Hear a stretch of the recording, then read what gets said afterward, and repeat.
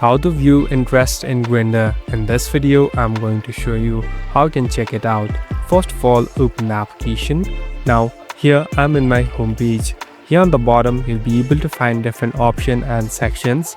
So there's a button called Interest. Simply tap on Interest. So this is the place where all the interested people that has liked your post or even liked your profile will pop up.